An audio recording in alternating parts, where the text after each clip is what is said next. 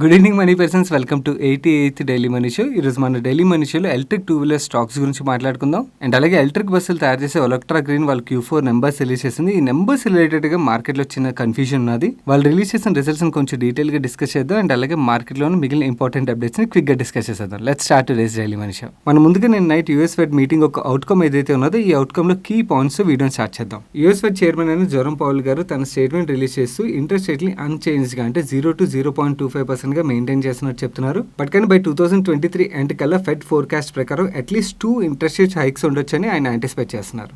And అలాగే ఈ పాండమిక్లో ఎకానమీని మార్కెట్స్ని support చేయడానికి వీళ్ళు $120 బిలియన్ బాండ్ పర్చేస్ ఏదైతే చేస్తున్నారో ఆ బాండ్ పర్చేస్ని కంటిన్యూ చేస్తా ఉన్నారు. బట్ కానీ ఈ పాండమిక్ తర్వాత ఎకానమీ ముందుకు ప్రోగ్రెస్ చెందింది కాబట్టి ఈ బాండ్ పర్చేస్ స్కేలింగ్ రిలేటెడ్గా ఫర్దర్ డిస్కస్ చేస్తామని చెప్తున్నారు. అంటే ఒకవేళ ఫెడ్ ఫ్యూచర్లో ఈ బాండ్ పర్చేస్ ప్రోగ్రామ్ ఆపేసినట్టయితే మార్కెట్లో ఇప్పుడు ఏదైతే ఫ్రీ ఫ్లోట్ లిక్విడిటీ వస్తుందో ఆ లిక్విడిటీ టైట్ అయ్యే ఛాన్స్లు ఉంటాయి. అండ్ అలాగే ఇన్ఫ్లేషన్ విషయంకి వచ్చినట్టయితే 2021లో ఇంతకుముందు 2.4% ఇన్ఫ్లేషన్ ఉండొచ్చు అని చెప్పి ప్రొజెక్ట్ చేశారు. దాన్ని ఇప్పుడు ఇంక్రీజ్ చేసి 3.4% గా ఉండొచ్చు ఎస్టిమేట్ చేస్తున్నారు. Similarly 2022 inflation projection 2023 inflation projection కూడా ఇంక్రీజ్ చేశారు. సో యూఎస్ లో ఇన్ఫ్లేషన్ పెరిగినట్టయితే మన దగ్గర కూడా ఇన్ఫ్లేషన్ పెరగచ్చు కదా.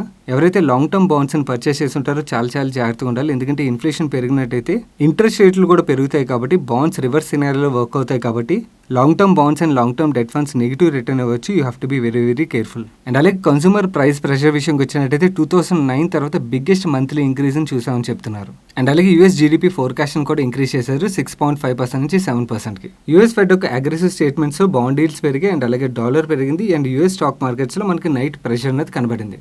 సో యూఎస్ ఫెడ్ ఒక అగ్రెసివ్ స్టేట్మెంట్స్ ఒక ఇంపాక్ట్ గ్లోబల్ మార్కెట్స్ మీద కూడా కనబడింది. ఈవెన్ మన మార్కెట్స్ కూడా నెగిటివ్లోనే ఓపెన్. ఎందుకంటే బికాస్ యూఎస్ ఫెడ్ కానీ లిక్విడిటీ పంప్ చేయడం ఆపేసిందంటే మన మార్కెట్లో కూడా ఇన్ఫ్లోస్ తగ్గుతాయి. అండ్ అలాగే యూఎస్లో ఇంట్రెస్ట్ రేట్లు పెరిగినట్టయితే మన దగ్గర కూడా ఇంట్రెస్ట్ రేట్లు పెరుగుతాయి కాబట్టి ఆ ప్రెషర్ మన మార్కెట్స్ మీద కూడా కనబడి చివరికి సెన్సెక్స్ 178 పాయింట్స్ కరెక్టే 52,323 పాయింట్స్ క్లోజ్ అయింది. నిఫ్టీ 76 పాయింట్స్ కరెక్టే 15,691 పాయింట్స్ క్లోజ్ అయింది. బ్యాంక్ నిఫ్టీ 1% పైనే కరెక్ట్ అయింది. మన నెక్స్ట్ అప్డేట్ చూసినట్టయితే మీకు హెచ్డిఎఫ్సి గ్రూప్తో ఏదో ఒక రిలేషన్ ఉండే ఉంటుంది కదా. కానీ హెచ్డిఎఫ్సి గ్రూప్ని స్టార్ట్ చేసిన హెచ్డి పారేఖ్ గారి స్టోరీ మీకు తెలుసా? చాలా ఇంట్రెస్టింగ్ ఉంటుంది. ఆయన ఐసిఐసిఐ బ్యాంక్ నుంచి బయటకు వచ్చిన తర్వాత హెచ్డిఎఫ్సి గ్రూప్ని ఎలా స్టార్ట్ చేశారన్నది ఈ స్టోరీలో మీకు క్లియర్గా ఉంటుంది. చాలా సింపుల్ నేరేటివ్ పీడిఎఫ్ ఇది. ఒక 5-10 మినిట్స్ టైం తీసుకుని తప్పకుండా ఈరోజు చదవడానికి ప్రయత్నించండి.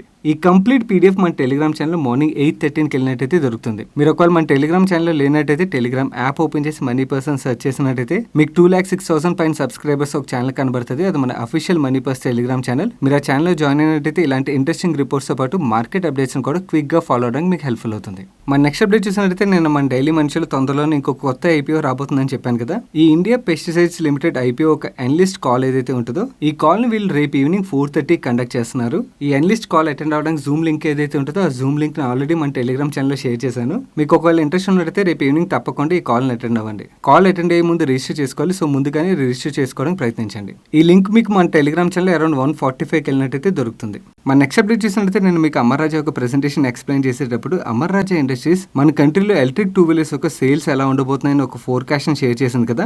ఆ ఫోర్కాస్ట్ మీకు ఎక్స్ప్లెయిన్ చేసేటప్పుడు ఎలక్ట్రిక్ టూ వీలర్స్ కంపెనీలు ఏవైతే ఉన్నాయో వాటి మీద వర్క్ చేసి మీకు డేటా షేర్ చేస్తాను కదా.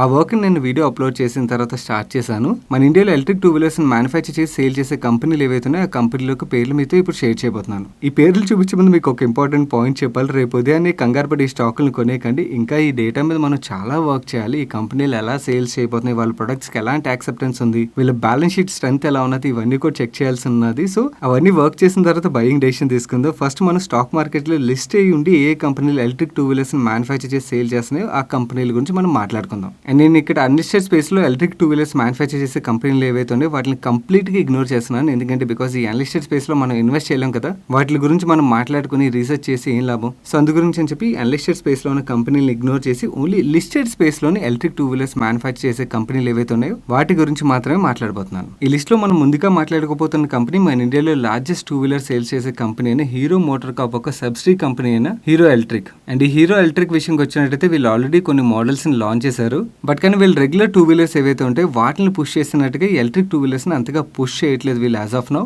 మేబీ ఇది వాళ్ళ స్ట్రాటజీ ఏమో. ఎందుకంటే బికాస్ ఛార్జింగ్ ఇన్ఫ్రాస్ట్రక్చర్ ఇంకా మన కంట్రీలో బిల్డ్ అవ్వాల్సి ఉన్నది కదా. సో ఆ ఛార్జింగ్ ఇన్ఫ్రా బిల్డ్ అయిన తర్వాత వీళ్ళు పుష్ చేస్తారేమో. యాజ్ ఆఫ్ నౌ అయితే వీళ్ళు నార్మల్ టూ వీలర్స్ ని ఎక్కువగా సేల్స్ లో పుష్ చేస్తున్నారు. ఎలక్ట్రిక్ టూ వీలర్ సెగ్మెంట్ ని అంత పెద్దగా మార్కెట్ చేయట్లేదు compare to normal two wheeler segment.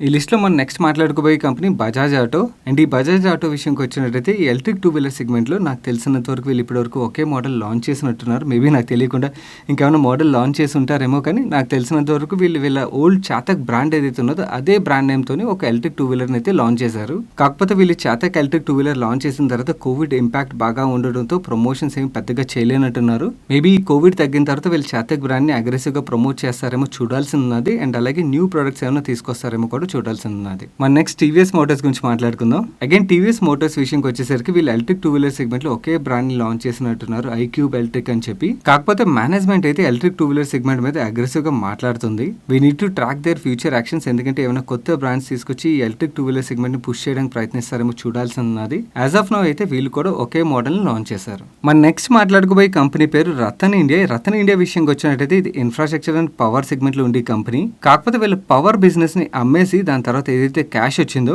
ఆ క్యాష్ తో మైక్రోమాక్స్ యొక్క ప్రమోటర్ అయిన రాహుల్ శర్మ గారు ప్రమోట్ చేసి రివోల్ట్ అని ఎలక్ట్రిక్ టూ వీలర్ కంపెనీ ఏదైతే ఉన్నదో ఆ కంపెనీలో వీళ్ళు మేజర్ స్టేక్ కొన్నారు. సో వీళ్ళు డైరెక్ట్ గా ఎలక్ట్రిక్ టూ వీలర్స్ మ్యానుఫ్యాక్చర్ చేసి సేల్ చేయరు, బట్ కానీ ఎలక్ట్రిక్ టూ వీలర్ మ్యానుఫ్యాక్చర్ చేసి సేల్ చేసే కంపెనీ ఏదైతే ఉన్నదో ఆ కంపెనీలో వీళ్ళు మేజర్ షేర్స్ ని హోల్డ్ చేస్తున్నారు. అండ్ ఈ రివోల్ట్ విషయంకి వచ్చినట్టయితే వీళ్ళు 2 మోడల్స్ రన్ చేస్తున్నారు, RV400 అండ్ RV300 అని చెప్పి. ఈ 2 మోడల్స్ వెబ్సైట్ లో చూడడానికి అయితే చాలా బాగున్నాయి. అండ్ ఇన్ఫాక్ట్ నేను యూట్యూబ్ లో కూడా సెర్చ్ చేశాను, ఈ 2 మోడల్స్ కి ఫీడ్బ్యాక్ కూడా కొంచెం బాగానే ఉన్నది. మన నెక్స్ట్ మాట్లాడకపోయే కంపెనీ పేరు గ్రీవ్స్ కాటన్. ఈ గ్రీవ్స్ కాటన్ గురించి మనం ప్రీవియస్ డైలీ మనిషిలో కూడా చాలా సార్లు మాట్లాడుకున్నాం. ఇది ఒక ఇంజనీరింగ్ కంపెనీ. ఇంజనీరింగ్ కంపెనీ ఏంటి కూడా ఎలక్ట్రిక్ టూ వీలర్ సెగ్మెంట్ లోని కపుల్ ఆఫ్ ఇయర్స్ బ్యాక్ వీళ్ళు ఎంటర్ అయ్యారు. వీళ్ళు ఎలక్ట్రిక్ టూ వీలర్ సెగ్మెంట్ లో సేల్ చేసే బ్రాండ్ పేరు ఆంపియర్. ఈ ఆంపియర్ బ్రాండ్ మీద వీళ్ళు చాలా మోడల్స్ ని లాంచ్ చేశారు. ఈ company electric two wheeler segment లో అగ్రెసివ్ గా ముందుకెళ్ళడానికి అయితే ప్రయత్నిస్తుంది యాజ్ ఆఫ్ నో చూస్తున్నట్టయితే. అండ్ అలాగే ఈ మొబిలిటీ సెగ్మెంట్ లో ఎల్ఈ అని చెప్పి 3 వీలర్స్ ని కూడా వీళ్ళు మ్యానుఫ్యాక్చర్ చేసి సేల్ చేస్తున్నారు. అండ్ ఇన్ఫాక్ట్ మీకు గుర్తున్నట్టయితే మన డైలీ మనీషిలో వీళ్ళు Q4 రిజల్ట్స్ ని ఎక్స్ప్లెయిన్ చేసేటప్పుడు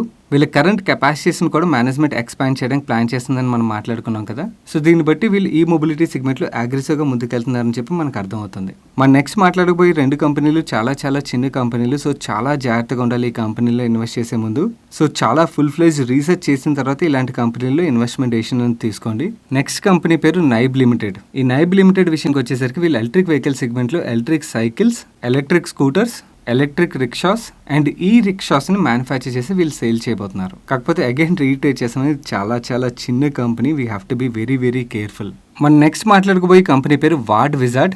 ఈ వార్డ్ విజార్డ్ రీసెంట్ గా ఈ మొబిలిటీ సెగ్మెంట్ లోకి ఎంటర్ అయింది. వీళ్ళు సేల్ చేసే ఎలక్ట్రిక్ వెహికల్ ఒక బ్రాండ్ పేరు జాయ్.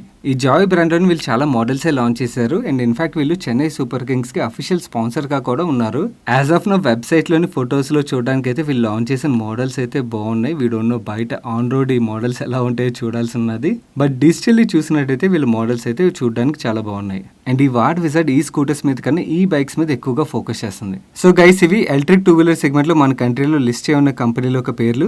ఇంకొక కంపెనీ కూడా ఉన్నది, అది మరీ మైక్రో క్యాప్ లా ఉన్నది. సో అందు గురించి అని చెప్పి రిస్క్ ఎందుకని చెప్పి ఆ కంపెనీ పేరుని షేర్ చేయట్లేదు. బట్ యాజ్ ఆఫ్ నో నాకు తెలిసి లిస్టెడ్ స్పేస్ లో ఉన్న కంపెనీలు ఇవి. ఈ కంపెనీల మీద ఫర్దర్ గా వర్క్ చేద్దాం. వర్క్ చేసిన తర్వాత నాకు ఏదైనా బాగా అనిపించినట్టయితే ఆ ఇన్ఫర్మేషన్ మీతో షేర్ చేస్తాను. అండ్ మీరు కూడా మీ తరపున రీసెర్చ్ చేయండి. మీరు రీసెర్చ్ చేసిన తర్వాత మీకు ఏదైనా కంపెనీ బాగా అనిపించినట్టయితే ఆ కంపెనీ యొక్క డీటెయిల్స్ కూడా షేర్ చేయడానికి ప్రయత్నించండి.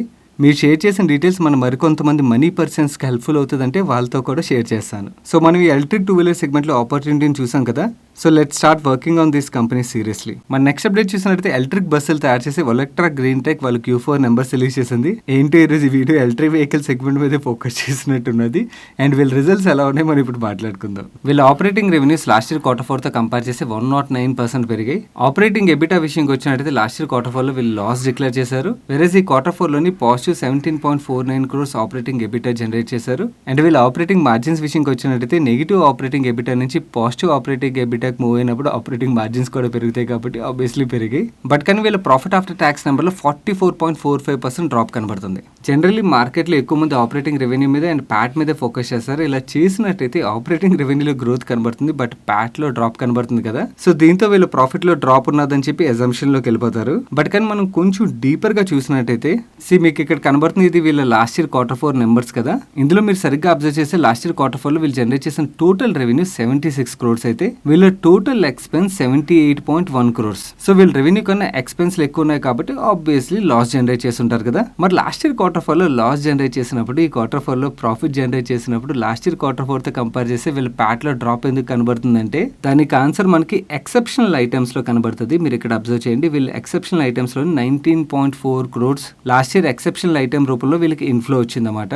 దానివల్ల చూసినట్టయితే ఈ ఎక్సెప్షనల్ ఐటమ్ 19 crores నుంచి వీళ్ళు జనరేట్ చేసిన 2 crores లాస్ తీసినట్టయితే వీళ్ళు ప్యాట్ 17.29 crores గా రిపోర్ట్ చేశారు. దానివల్ల లాస్ట్ ఇయర్ Q4 తో కంపేర్ చేసి ఈ Q4 లో మనకి వీళ్ళ ప్యాట్ లో డ్రాప్ కనబడుతున్నట్టు అనిపిస్తుంది. కానీ జెన్యున్లీ వీళ్ళు బిజినెస్ ద్వారా ఏదైతే ప్రాఫిట్ జనరేట్ చేశారో ఆ ప్రాఫిట్ తో కంపేర్ చేస్తే మాత్రం వీళ్ళు గ్రోత్ డెలివర్ చేశారు. లాస్ట్ ఇయర్ Q4 తో కంపేర్ చేసిన ఈవెన్ లాస్ట్ క్వార్టర్ తో కంపేర్ చేసినా కూడా గ్రోత్ డెలివర్ చేశారు. యాక్చువల్లీ ఈ నెంబర్స్ కొంచెం డీటెయిల్ గా చూసినట్టయితే వీళ్ళు చాలా మంచి నెంబర్స్ ఈ క్వార్టర్ లో డెలివర్ చేశారని చెప్పి మనం అర్థం చేసుకోవచ్చు. కాకపోతే మీకు చెప్పాను కదా, మార్కెట్ లో చాలా మంది ఓన్లీ బేసిక్ నెంబర్స్ మాత్రమే చూసి ఈ కంపెనీ యొక్క నెంబర్లు బాగున్నాయి, నెంబర్లు బాగాలేవు అని చెప్పి అజంప్షన్ లోకి వచ్చేస్తుంటారు. అలా కాకుండా మనం ఇలా కొంచెం డీపర్ గా చెక్ చేసినట్టయితే ఏదైనా కంపెనీ యొక్క నెంబర్స్ బాగున్నాయా లేదా అనేది మనకి ఇంకొంచెం బెటర్ గా అర్థం అవుతుంది. అండ్ ఈ రిజల్ట్స్ లో నాకు కనపడిన బెస్ట్ పార్ట్ ఏంటంటే వీళ్ళ ఈ బస్ డివిజన్ ఏదైతే ఉన్నదో ఈ డివిజన్ లో సిగ్నిఫికెంట్ రెవెన్యూస్ లో గ్రోత్ డెలివర్ చేశారు. అండ్ ఇన్ఫాక్ట్ వీళ్ళ మేజర్ డివిజన్ అయిన ఇన్సులేటర్ డివిజన్ ఏదైతే ఉన్నదో ఆ డివిజన్ కన్నా కూడా ఎక్కువ రెవెన్యూ జనరేట్ చేశారు. This is good sign for this company. Similar trend మనం ప్రాఫిటబిలిటీలో కూడా చూడొచ్చు. వీళ్ళ ఈ బస్ డివిజన్ లో ప్రాఫిటబిలిటీలో సిగ్నిఫికెంట్ గ్రోత్ డెలివర్ చేశారు. అండ్ వీళ్ళ బ్యాలెన్స్ షీట్ గురించి మాట్లాడుకోవాలంటే ఈక్విటీ అసెట్స్ గ్రో అయ్యి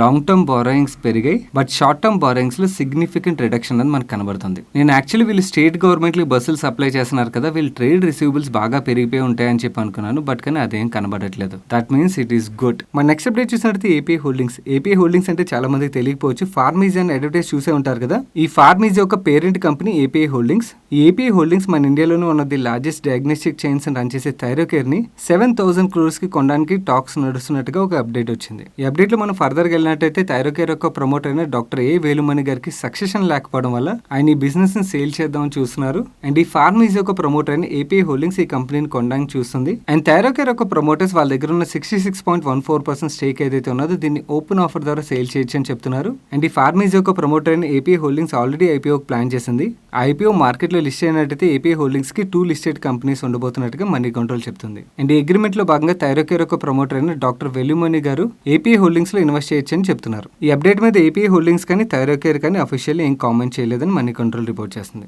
అండ్ రీసెంట్ గా ఏపీఐ హోల్డింగ్స్ మెడ్ లైఫ్ ని కూడా పర్చేస్ చేసింది. ఏపీఐ హోల్డింగ్స్ యొక్క బోర్డు లో ఆదిత్య పురి గారు కూడా జాయిన్ అయ్యారు. మన నెక్స్ట్ అప్డేట్ చూసినట్టయితే ఇది ఐటీసీ నుంచి వచ్చింది. ఐటీసీ యొక్క ఆశీర్వాద్ బ్రాండ్ ఏదైతే ఉన్నదో ఈ బ్రాండ్ తోనే వీళ్ళు డైరీ బిజినెస్ లో కూడా ఎంటర్ అవుతున్నారు. సో ఐటీసీ యొక్క పోర్ట్ఫోలియో ఇంకొక బిజినెస్ కూడా యాడ్ అవబోతుందని మనకు అర్థమవుతుంది. మన నెక్స్ట్ అప్డేట్ చూసినట్టయితే మ్యాక్స్ ఫైనాన్షియల్ సర్వీసెస్ రిలేటెడ్ గా ఒక అప్డేట్ వచ్చింది. ఈ అప్డేట్ లో సిఎన్బిసి టీవీ 18 ఏం చెప్తుందంటే మ్యాక్స్ ఫైనాన్షియల్ సర్వీసెస్ యొక్క ప్రమోటర్ అయిన అనిల్జీత్ సింగ్ గారి ఎంటిటీ బ్లాక్ డీల్ ద్వారా 2% స్టేక్ అంటే 700 crores వర్త్ స్టేక్ ని సేల్ చేయనున్నట్టుగా ఈ బ్లాక్ డీల్ లో లీడింగ్ సావరింగ్ ఫండ్ బై చేస్తున్నట్టుగా సిఎన్బిసి చెప్తుంది. ఈ స్టేక్ సేల్ తర్వాత కూడా promoter entity max financial services లో 14.9% షేర్స్ ని హోల్డ్ చేయనున్నారు. ఈ న్యూస్ ని మ్యాక్స్ ఫైనాన్షియల్ సర్వీసెస్ ప్రమోటర్స్ కూడా కన్ఫర్మ్ చేశారు. సో ఈ బ్లాక్ డీల్ ద్వారా ఈ కంపెనీలో ఎవరు ఎంటర్ అయ్యారన్నది మనకి నైట్ కి తెలుస్తుంది. Let's see. మన నెక్స్ట్ అప్డేట్ చూసినట్టయితే నిఫ్టీ 100 లో గ్రోత్ స్టాక్స్ ఏవి, డివిడెండ్ స్టాక్స్ ఏవి అండ్ బ్లెండ్ అంటే గ్రోత్ ప్లస్ డివిడెండ్ మిక్స్ అయిన స్టాక్స్ ఏవి, ఈ కంప్లీట్ లిస్ట్ ఏదైతే ఉన్నదో ఆ ఇమేజ్ మీకు మన టెలిగ్రామ్ ఛానల్ మార్నింగ్ 7:47 షేర్ చేశాను. Based on your investment style మీరు ఈ కంపెనీల మీద ఫర్దర్గా వర్క్ చేయడానికి అయితే ఇమేజ్ హెల్ప్ఫుల్ అవుతుంది. ఇమేజ్ మీకు మన టెలిగ్రామ్ ఛానల్ మార్నింగ్ 7:47 వెళ్ళినట్టయితే దొరుకుతుంది. మన నెక్స్ట్ అప్డేట్ చూసినట్టయితే రీసెంట్గా ఐపీఓకి వచ్చిన Nazara technologies Turkey and middle ఈస్ట్లోని one of the largest gaming publishing brand అయిన పబ్లిష్ మీ యొక్క పేరెంట్ కంపెనీ అయిన అరాకీస్ స్టాంటీమ్లోని 20 crores ఇన్వెస్ట్ చేసినట్టుగా వీళ్ళు చెప్తున్నారు. ఈ 20 crores ఇన్వెస్ట్మెంట్ ద్వారా ఈ కంపెనీలో 69.82% స్టేక్ కొంటున్నట్టుగా నజారా టెక్నాలజీస్ ఈరోజు ఎక్స్చేంజెస్కి రిపోర్ట్ చేసింది. ఈ కంపెనీలో స్టేక్ కొనడం ద్వారా నజారా టెక్నాలజీస్ ఏం చెప్తుందంటే వీళ్ళ ప్రీమియం సెగ్మెంట్ ఏదైతే ఉన్నదో ఆ సెగ్మెంట్ని వీళ్ళు కరెంట్లీ ఇండియాలోని అండ్ అలాగే గ్లోబల్ మార్కెట్స్ అయిన ఆఫ్రికా, నార్త్ అమెరికాలోని వీళ్ళు ఆఫర్ చేస్తున్నారు. ఈ పబ్లిష్ మీని ఎక్వైర్ చేయడం ద్వారా వీళ్ళు టర్కీ అండ్ మిడిల్ ఈస్ట్లో కూడా ఈ గేమ్స్ని లాంచ్ చేయడానికి వీళ్ళకి హెల్ప్ఫుల్ అవుతుందని చెప్తున్నారు. దీనివల్ల నజారా టెక్నాలజీస్ యొక్క గ్లోబల్ ఫుట్ ప్రింట్ ఇంకా బాగా ఎక్స్పాండ్ అవ్వడానికి హెల్ప్ఫుల్ అవుతుందని చెప్పి నజారా మేనేజ్మెంట్ చెప్తుంది. మన నెక్స్ట్ అప్డేట్ చూసినట్టయితే మార్నింగ్ కోటక్ మహీంద్రా బ్యాంక్ నుంచి ఒక ఎక్స్చేంజ్ ఫైలింగ్ వచ్చింది.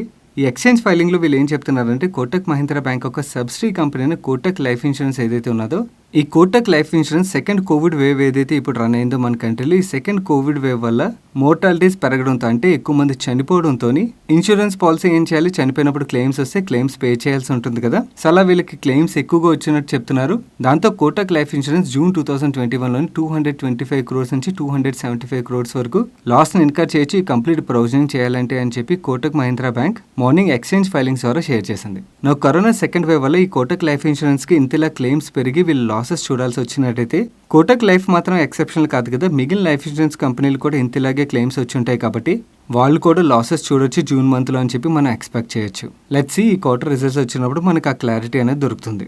మన నెక్స్ట్ అప్డేట్ చూసినట్టయితే ఐడిఎఫ్సి ఫస్ట్ బ్యాంక్ వాళ్ళ బోర్డు మీటింగ్ లో వి వైద్యనాథన్ గారిని వాళ్ళ ఎండి అండ్ సీఈఓగా రీఅపాయింట్ చేశారు. ఇక్కడ నుంచి ఈ రోల్లో ఈయన ఇంకొక 3 years కంటిన్యూ అవనున్నారు. ఆయన ఎలాగో వీళ్ళు రీఅపాయింట్ చేయాల్సింది. ఈ రీఅపాయింట్మెంట్ వల్ల ఆయన ఏదైతే స్ట్రాటజీస్ ని ఇంప్లిమెంట్ చేశారో ఆ బిజినెస్ కంటిన్యూటీ అనేది అవుతుంది. అండ్ అలాగే ఐడిఎఫ్సిలోని క్యాపిటల్ ఫస్ట్ ని మర్జ్ చేసిన తర్వాత ఆయన ఏవైతే ప్రామిసెస్ చేశారో స్టెప్ బై స్టెప్ ఈ బ్యాంక్ ని అటువైపే తీసుకెళ్తున్నారు. ఆయన చెప్పిన విధంగా ఈ బ్యాంక్ ని కంప్లీట్ రీటైల్ బ్యాంక్ గా మార్చినట్టయితే డెఫినెట్లీ ఈ బ్యాంక్ ఇక్కడ నుంచి ఇంకా చాలా బాగా గ్రో అయ్యే స్కోప్ ఉంటుంది. That's it for today's daily money show guys. ఈ రోజు డైలీ మనీ షోలో షేర్ చేసిన అప్డేట్స్ మీకు హెల్ప్ఫుల్. ఇప్పటివరకు వీడియోని లైక్ చేయనట్టయితే వీడియోని తప్పకుండా లైక్ చేయండి. అండ్ ఈ video me friends and family మెంబర్స్కి హెల్ప్ఫుల్ అవుతుందంటే వాళ్ళు తప్పకుండా షేర్ చేయండి. అండ్ మీరు ఇదే ఫస్ట్ టైం మన మనీ పర్స్ ఛానల్కి వచ్చి ఛానల్ సబ్స్క్రైబ్ చేయనట్టయితే ఇక్కడ సబ్స్క్రైబ్ బటన్ మీద క్లిక్ చేసి ఛానల్ సబ్స్క్రైబ్ చేస్తూ పక్కన ఉన్న బెల్ ఐకాన్ని ఆల్ నోటిఫికేషన్స్ యాక్టివేట్ చేసుకోండి. నేను సాయి కృష్ణపత్రి, రేపు డైలీ మనీ షోలో కలుస్తాను. Till then good night.